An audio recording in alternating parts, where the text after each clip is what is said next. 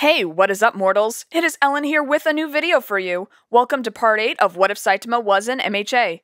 I just wanted to greet you guys by saying sit back and relax. You're in for a treat. So, we begin.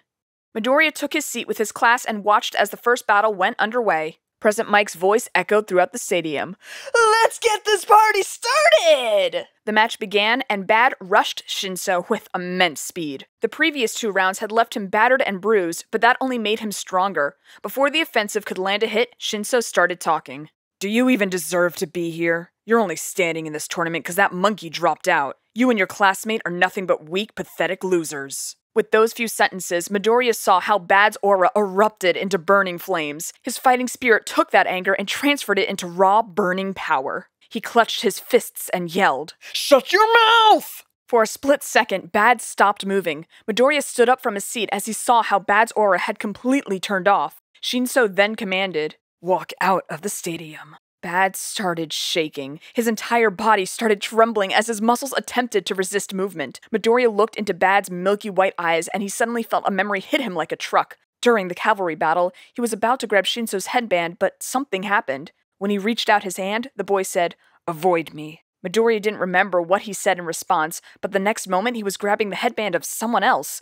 Shinso's quirk was some sort of brainwashing ability. Bad still hadn't moved, so Shinso yelled his command at him again. "Walk out of the stadium!" Again, Bad didn't move. Midoriya saw as a spark of Bad's fighting spirit come back to life, then a bit more, and more until...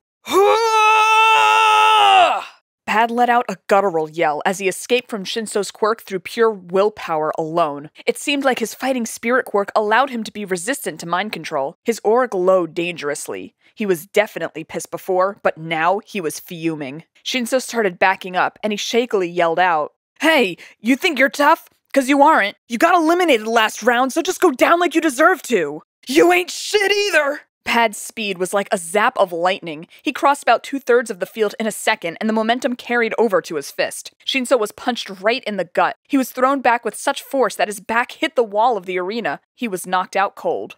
Midoriya knew that Shinso wasn't a bad guy. He just wanted to get into the hero course. It was smart to use insults to get his easily angered opponent to verbally respond so that he could use his quirk. Although he was lacking in physical ability, he had a good quirk for hero work. Maybe someone would give him an olive branch. Saitama watched the battle play out in front of him.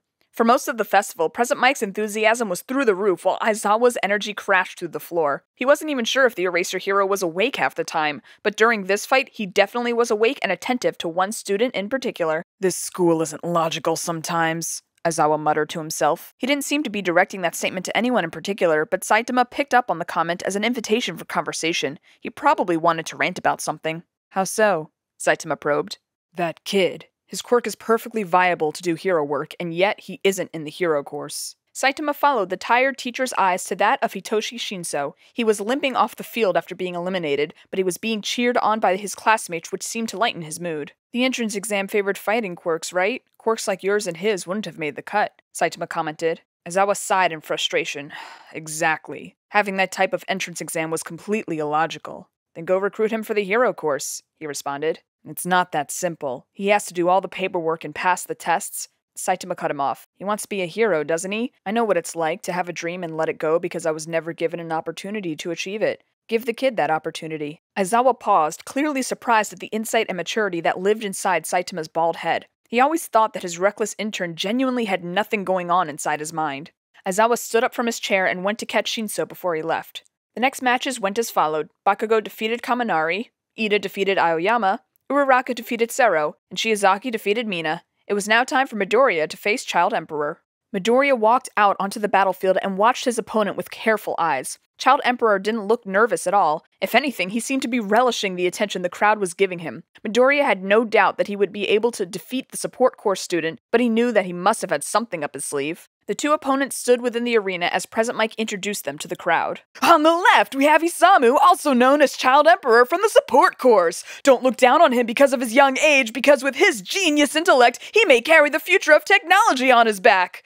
On the right, we have Izuku Midoriya from the hero course. Yes, that's right, folks, the first quirkless student to be accepted into the hero course. Don't count him out of the running just yet, because this student's raw power is already on the level of S-rank pros. These 2 students may very well be the smartest smartest and strongest that UA has to offer, so don't miss a second of the fight we're about to witness! The crowd burst into loud cheers, and Midoriya could even pick out some of the audience members chanting his name. It was a strange feeling to have people rooting for him. His entire life, it was always an uphill battle to prove that he was serious about being a hero. He was always knocked back down and discouraged, but now, people wanted him to succeed. It felt liberating.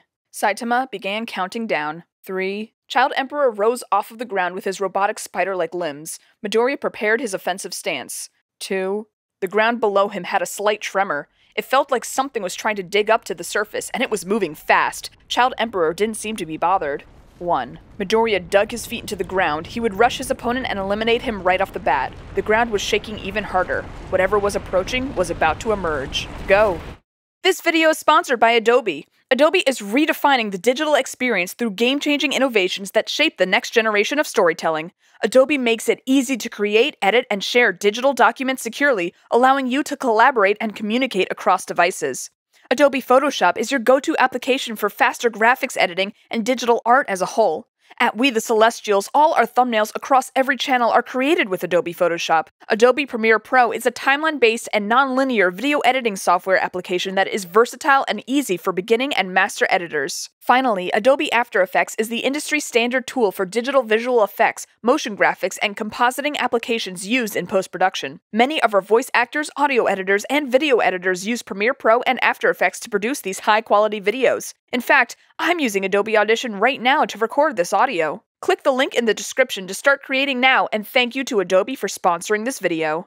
Midoriya dashed and dust erupted behind him. Despite how fast he was approaching his opponent, he didn't seem bothered in the slightest. In fact, he had a huge smug grin plastered on his face. Midoriya realized it too late. He was falling for his trap. Various metallic armor pieces burst out of the ground and surrounded Child Emperor protectively. They assembled together in an instant and formed a mech suit multiple times taller than Midoriya's height. Midoriya halted to a stop so that he could analyze the weapon that stood before him. It was a massive humanoid robot with various blades that extended out of its shoulders, ankles, knees, and waist. On its back was a large backpack like Child Emperor's, so Midoriya could assume that it had similar weapons and jets inside. Inside the mech's chest was its cockpit, where Child Emperor resided. His voice rang out from a speaker saying, "This is my ultimate trump card, Brave Giant. He's only a prototype, so it can only function for 2 minutes and 38 seconds, but I know that it's more than enough time to take you out." Midoriya could tear apart the machine with a single blow, just like the entrance exam robots, but Child Emperor worked so hard on it that Midoriya couldn't bring himself to do it. The kid had a bright future in the support course, so he couldn't just destroy his magnum opus. If the mech could only function for 2 minutes and a half, then Midoriya would just have to fight evasively. Brave Giant blasted off into the air as various lasers shot out from its hands, hurtling towards Midoriya. The teen easily dodged each beam as he maneuvered around the battlefield with extreme speed. Midoriya took a chunk out of the earth and threw it at Brave Giant's eyes. The mech held up its arms and the projectile splattered against some sort of invisible deflector shield. In retaliation, Child Emperor held out the palms of the robot as they began charging up a more powerful blast.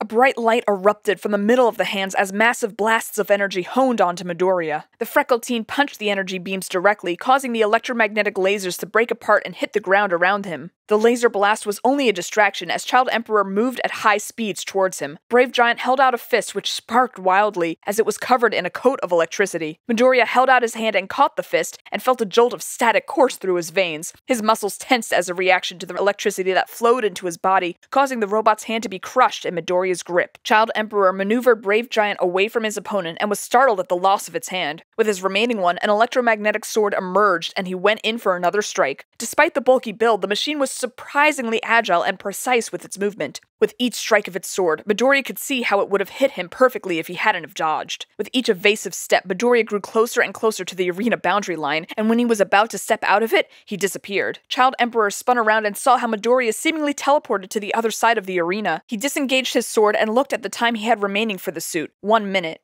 With the last few seconds Brave Giant had left to function, Child Emperor switched the mech to maximum output. He flew at Midoriya as the mech was emitting a strong electrical discharge that should instantaneously knock out any enemy forces. Midoriya only stood and watched in amazement at the power of such a machine a 10-year-old built. When Brave Giant was about to collide with him, Midoriya used the machine's momentum against it. He grabbed the machine and spun around as he threw it back into the direction it came from. Brave Giant slid against the ground as it stopped himself from being thrown out of the boundary line. Child Emperor looked at the time left, 20 seconds. Brave Giant had served him well so far, so it was time for the finishing move. Child Emperor called out, "I have to hand it to you, you've done a good job against me so far." Sparks of electricity danced off of the mech suit as its energy started to become unstable. "It's time to blow this prototype up. Self-destruct sequence activate." "Wait, what?" Midoriya yelled. Child Emperor ejected from the mech suit and took cover behind some sort of force field. If he was going to blow the whole thing up, the Midoriya wouldn't have even bothered sparing it. The suit flew towards him at high speeds as a bright white light illuminated the crevices between armor parts. Child Emperor's cocky laugh was the last thing Midoriya heard as Brave Giant collided with him. A blinding light of yellows and reds flashed out of the mech suit as an earth-shaking explosion splattered the carefully crafted mechanical parts into the sky. Parts of Brave Giant rained down like a sprinkler in the grass. Kids in the audience caught stray pieces from the sky like a baseball at a game.